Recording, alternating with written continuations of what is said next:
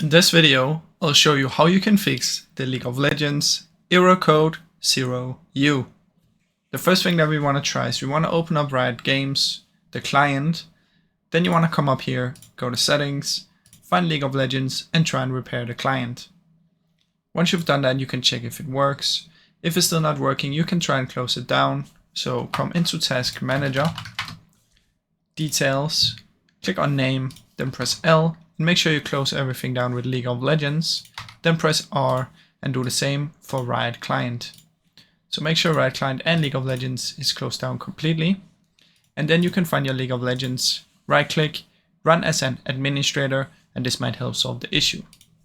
Now if it still doesn't work after this, what I suggest you do is you try and reinstall League of Legends. So simply head over to Apps and Features, reinstall League of Legends, and then it should hopefully work. Now you should also make sure that you check that the server is up and running, because if they're down, then you might get this issue. Now I really hope you enjoyed this video. If you did, please leave a like and subscribe, as it helps me out a ton. Thank you so much for watching.